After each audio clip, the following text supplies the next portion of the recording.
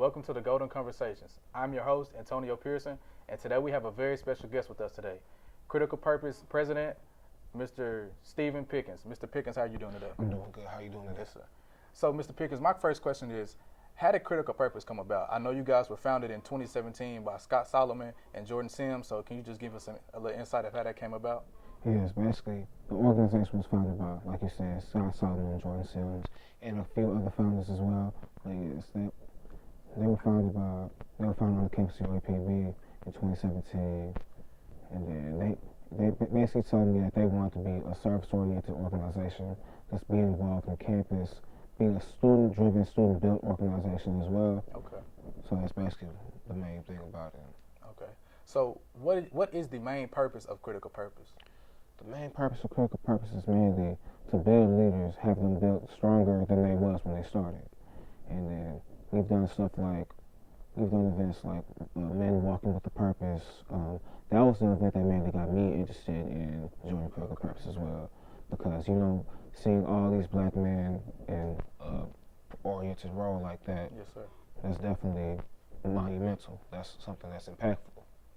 So what made you really want to join Critical Purpose? I know you said, the walk made you want to join, but what was the final set in stone that made you want to do this for real? Well, one thing about me, I know I was always taught to be big on service, serving my community, serving others, stuff like that. So when I found out that they had an organization for that, that was sounded like it was right up my alley. Okay.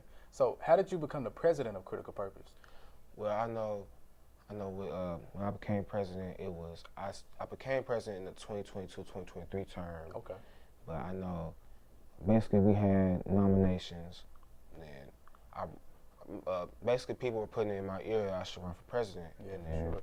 So that, and then I ran nominations, did a little speech, then I did elections, and then they voted for me. So Okay.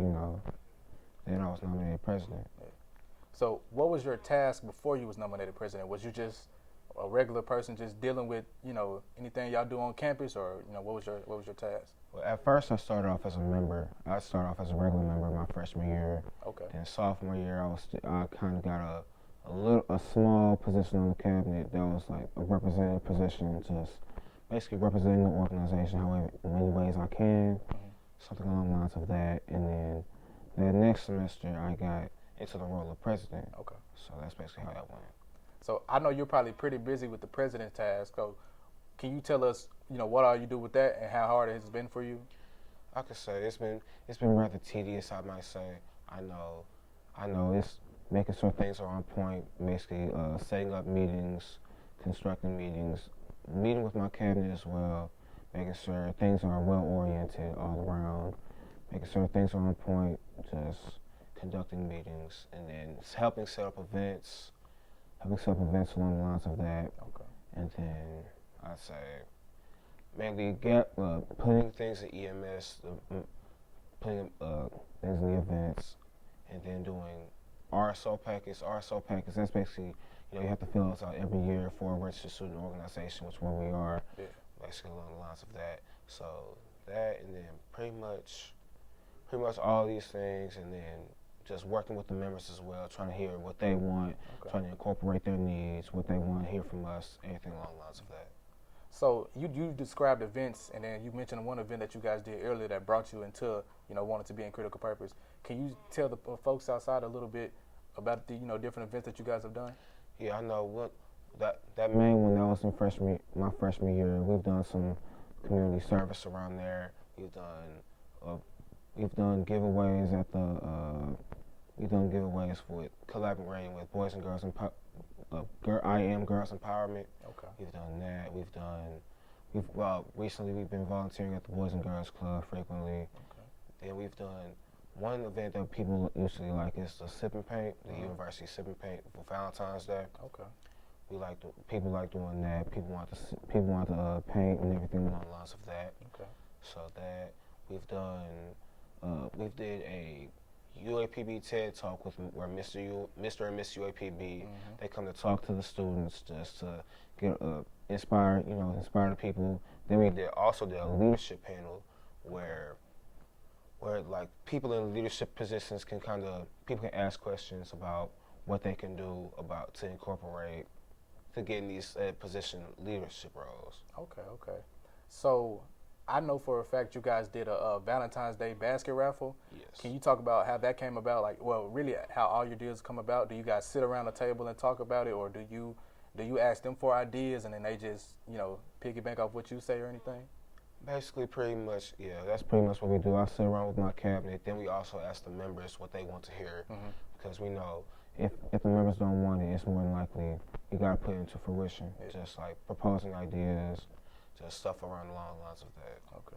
So will any of these events be annual? Even though I know you're about to graduate, but for the vice president and for anybody else that's in critical purposes, will these events be annual? I know I've been speaking with my vice president. I know she said. I know we've been working on making the sip and pay annual. We've been working on doing that, and then I know she also said that she wanted to do open mic night and make that annual. Okay. We had an open mic night recently as well, so yeah, stay tuned. We're looking forward to that. Okay. So I know an event that you guys did recently was a Black History trivia video that I had the luxury of being a part of. Can you talk about how that came about and how did you guys figure out your questions? Were they off the dome or did you write them down? Well, basically the vibe, it was originally oriented in like around 2019, around that time, 2018, 2019, around that time. So when we did that, we usually went to the museum, the museum on campus at Caldwell Hall. Okay. But then we tried to modernize it to adhere with the students' mindset. Okay. So then we thought of interviewing people with Black trivia questions. That basically we found some from just websites, just actual trivial information, stuff about UAPB. We got some information from the museum as well. Okay. Just stuff along the lines of that, yes. Okay. Well, Mr. Pickens, I really appreciate you for being here with us today, so I thank you so much for taking your time out to be with us. Absolutely. It's been a pleasure. We have another very special guest with us here today, Mr. Joshua Ventures, and he is the social media chairperson. Mr. Ventures, how you doing today? Doing good. How you doing, man? So, how long have you been a part of Critical Purpose? I've been about 2 years now. 2 years. So how did your job as social media content creator come about? Really, as everybody over here knows, I am a media professional. I love to create content. So Mr. Stephen Pickens, the great president of Critical Purpose, he recognized my talent like he was Bill Belichick and decided he wanted to promote me up as the starting quarterback. So I remember 2022 in the fall, I did my first video back when my boy Khalid, shout out Khalid Rich, he was the social media chairman, and we did a video collab when it was the sock drive. And we were thinking like, what are we gonna do? What video we gonna do? What we gonna do? So we decided, I said, okay, how about let's just go outside the library and I break your egg, because I like break you off and like shoot it in the best. Yeah. And then that was the first video that we did. So ever since then, Khalid, that's a busy man. That's my boy. He worked hard. He got a lot of things to do. Steven, when it came back around for last semester, he was like, okay, we need the social media chairman. So I feel like you could be the right pick. I said, yeah, Bill Belichick, I want to do it. So here we are. So what has been the easiest and hardest part of, creating the content for Critical Purpose? The easiest part is physically doing it, shooting it, because I love to shoot things. I love to go out there and make videos, interact with people. Yeah. The hardest part is editing, especially because I work 3 jobs, go to school, got a life, want to live, want to breathe every day, wake up every day, eat, be a normal human being. Yeah. But doing all of that on top of adding, being the social media chairman of CP, the editing process is never easy on anything. But longer videos take a longer time. I like to make sure the work looks good, make it look presentable. I don't just, I don't want to hand them something and be like, here. Yeah, for sure. I want to hand them something he gonna like. So, what was your favorite event to edit? Ooh, I was hoping you was gonna ask for that. It was the vibe, because I know it was so long. The video was so long. We shot the video back in Black History Month. Yeah. We shot it on February, I want to say 28th. I want to say February 20, or the last day of February. We shot it, and we didn't drop it until probably like 2 weeks ago. Yeah. Cause oh my goodness, it was so much to edit. Cause I actually finished the video probably like 2 weeks before the drop. Yeah. But when I watched it again, I saw more potential for what it could be, and I was like, I'm gonna go back and redo it. And I told Steve, Steve, he's a great president. Yeah, He wasn't sure. gonna be like, give me it now. He trusts my process. He trusts my work. So he said, go do what you got to do. Okay. So aside from critical purpose, what is the hardest part about editing in general? I know you do a lot of it. It's time consuming, man. It's time consuming. But when you're doing what you love, Yeah. it's always worth it. It's just whenever like you got a full plate and you add trying to sit down because you got to make time for it. Like, okay, I know I got homework from 3 classes. I know I got to do the work I did at work and for my other job and for the other job. And I own my own business. I run my own business, my production business. So I may have to do work from there. Okay. So it's like all of that on top of each other. Still find the time to sit down, be by yourself, and edit. It's like, okay, you really gotta set time aside. But other than that, physically editing, it's fun. It's just time consuming.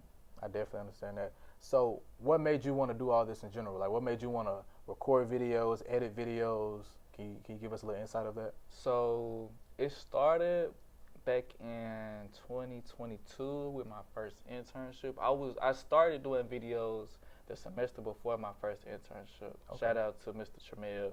He's the one who taught me how to edit on Final Cut Pro. I'll never forget that.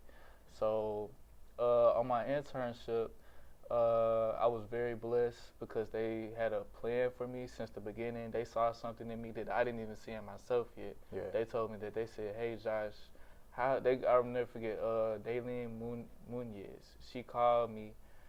She was my supervisor, one of my supervisors. She said, Joshua, how do you feel about traveling? I said, I love to travel. You would book my plane right now. She said, how about let's go, you go down to Yucatan, you interview these people, and we use a video for your website. I said, okay, I'll do it. But I never did nothing like that before. Yeah. So when I got down there to Mexico, well, before I got to Mexico, I had to rent the equipment. Yeah. And it was a long process renting the equipment, and the people who I rented it from told me, they said, hey, whenever we drop this off to you, we're going to teach you how to use it. Yeah. When they dropped it off to the secretary downstairs and drove off. They did not teach me how to use anything. And I had to go to Mexico the next day and shoot. So the next day, I got down to Mexico. I ain't had no service. I'm trying to look up on YouTube how to work the stuff. Yeah. It ain't working. I'm thinking like, dang, it's all going bad.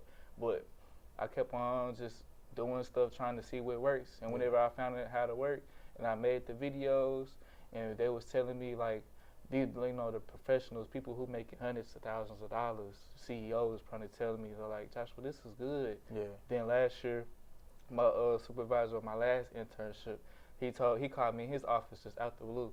He said, Joshua, he said, you really got a documentative eye.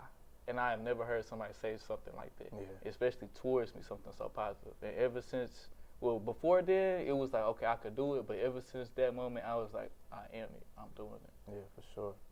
So, man, I love to hear that. I thank you for being with us today, and thank you for taking your time out to talk to us, man. I appreciate you. Yes, sir. I appreciate it. It's always a pleasure.